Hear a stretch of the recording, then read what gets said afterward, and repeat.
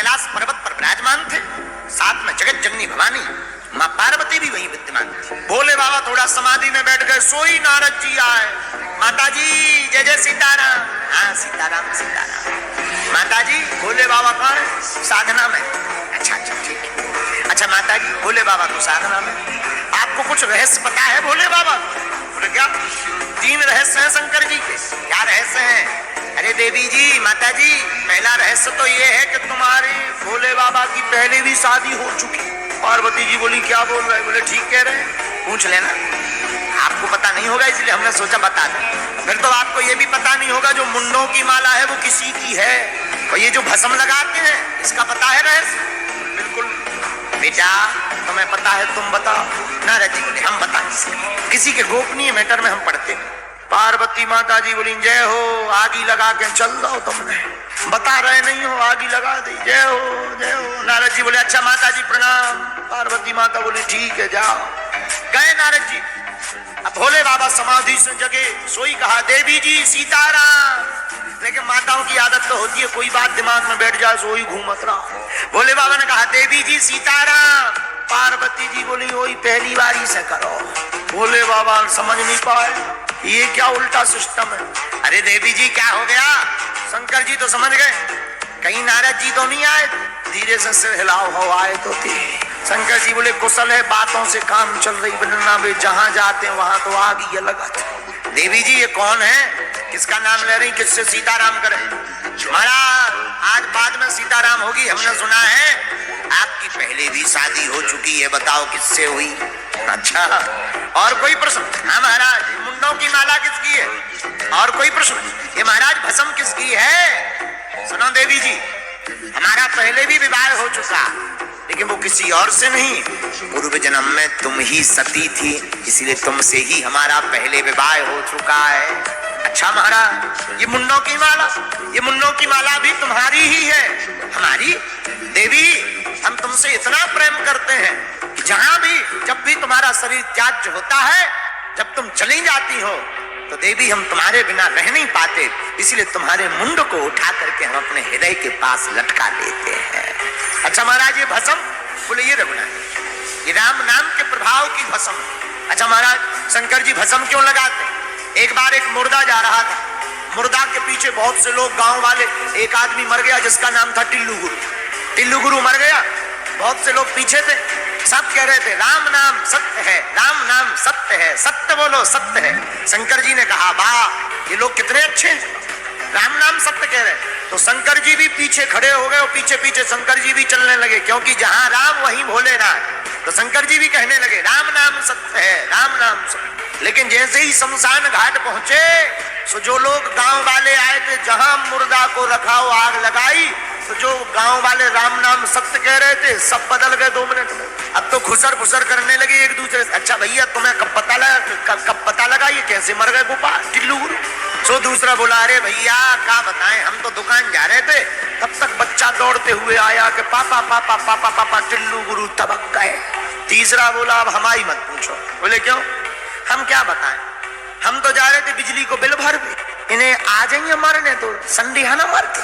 शंकर जी बोले यार अभी कह रहे थे राम नाम सत्य है, अब कहीं दुकान याद आ गई, कहीं मकान याद आ गया, कहीं बिल याद आ गया, ये तो सब फर्जी है। लेकिन शंकर जी ने देखा कि जिसके कारण ये राम नाम सत्य कह रहे थे वो तो बेचारा जल ही गया, लेकिन जल गया सो क्या हुआ, कम से कम इसके कारण कुछ देर ही तो सही इन लोगों ने राम नाम सत्य कहा, उसी भस्म में शंकर जी लौट गए। तब से भोले बाबा को भस्म चिता भस्म ले पहा, शंकर जी को भस्म प्रिय है। भोलेनाथ बोले राम जी के कारण हमारे शरीर में भस्म है, पर देवी जी तुम्हारे मन में ये कौतुक क्यों जगा?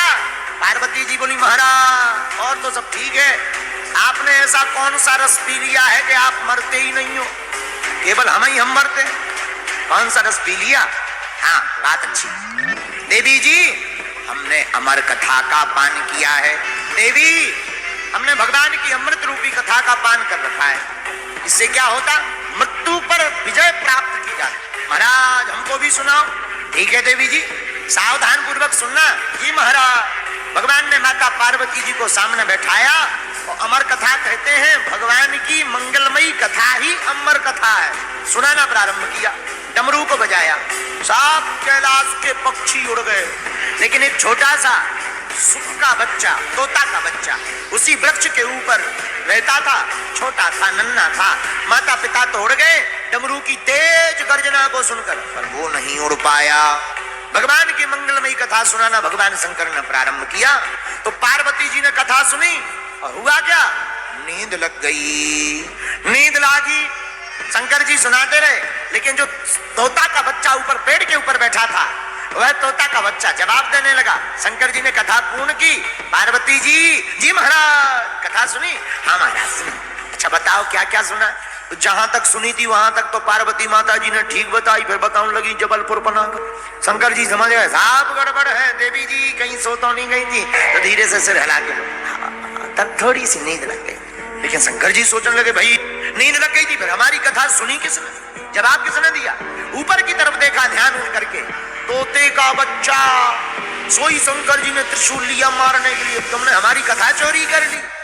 अब वो कथा सुनकर इतना चेतन हो गया था सुख का बच्चा, भागने लगा। आगे आगे तोते का बच्चा, सुख का बच्चा, पीछे पीछे शंकर जी। रुक जा, नहीं रुका। उसी समय वेदव्यास जी की पत्नी धान सूपा में लेकर भटक रही थी, उनको जमुहाई आई।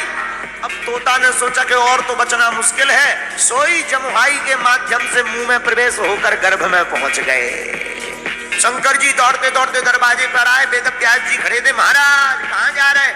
तो शंकर जी बोले वेदव्यास जी तुम्हारे भीतर हमारा दुश्मन घुस गया, एक चोर है हमारा।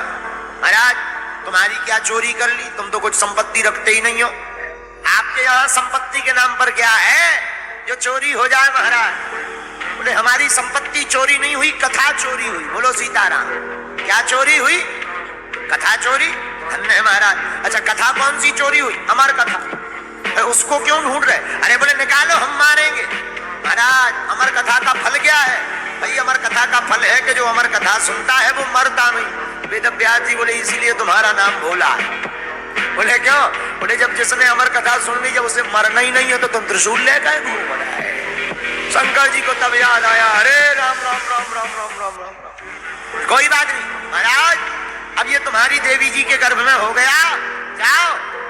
तोता को संस्कृत में कहते हैं सुख, यही तुम्हारे घर पर बालक बनकर आएंगे और तुम्हारी भागवत का प्रचार करेंगे।